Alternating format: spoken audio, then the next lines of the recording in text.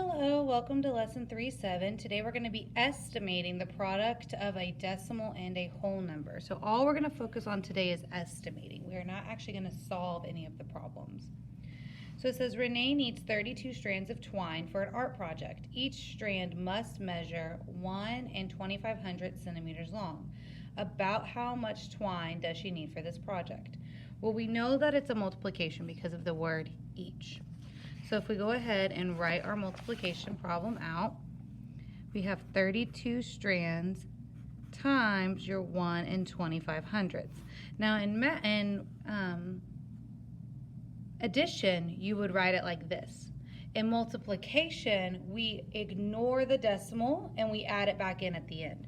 So we're actually going to rewrite it as 1 and 2,500ths, but we're ignoring the decimal, times 32. So for now, again, the decimals do not have to be lined up. We're going to estimate. So if we're estimating this, that would be 1 and 2,500ths. If we're rounding that to our nearest whole number, because when we're estimating, we want to use whole numbers, is that going to be closest to $1 or closer to $2? So let's do our number line. So if we have 1 and 2,500ths, we want to round to our whole, we circle our behind digit. Our first number becomes our benchmark. We grow 1, we add 1. We dot what we circle, 1, 2. So we're going to go up to 2 or back to 1. We're going to go back to 1, so it's closest to 1. So now we have 1 times 32. So our answer is going to be about 32. So then it's asking, is this an overestimate or an underestimate, and how can you tell? So do you think our real answer is going to be larger than this number or smaller than this number?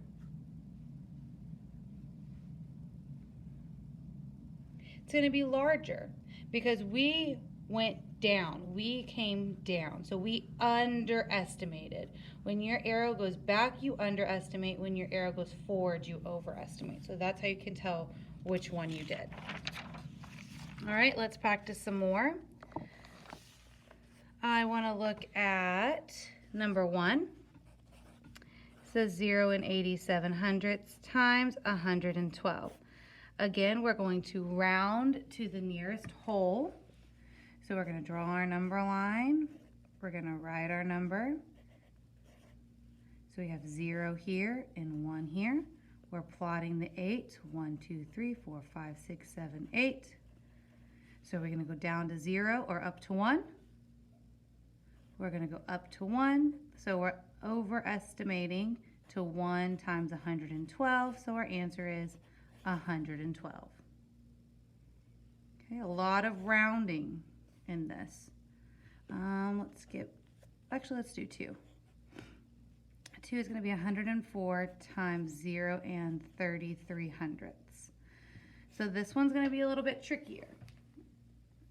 So if we are estimating, I'm going to get 104, I know for sure, and then you're going to estimate your decimal. So take a second and I want you to estimate it, and then I'm going to go over it.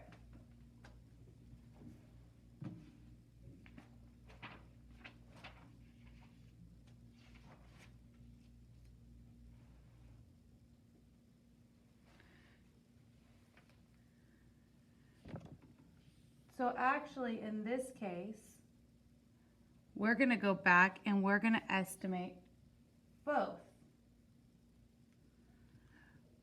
We're going to take this down to 100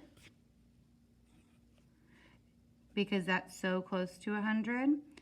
And this is just a second way you can do it. And then we're going to look at our 0.33 and we're going to say that that is about half. So instead of rounding it to the whole, I did a half. So I actually looked at where it falls on the number line, 1, 2, 3, as a whole, like as the entire thing.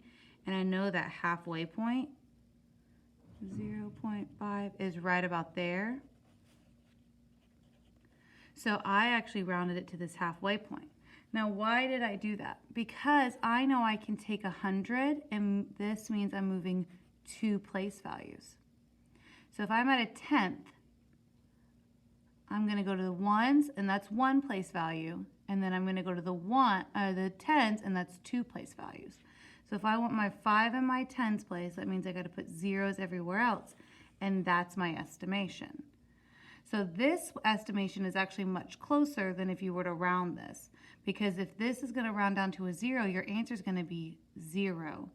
And sometimes that works, but most of the time it doesn't. So if you're going to round down to 0, see if there's something else that you can round it to kind of help yourself out. All right, let's do number 3. So we have 9 2/100 times 80. So this one, we can just look at this, and if you have $9.02, you have about $9, and then you can do 9 times 80, and we know that 9 times 8 is 72, and 9 times 0 is 0, so our answer would be 720. Okay, so you can kind of see how estimation with decimals is going to help us when we start solving for decimals as well. All right.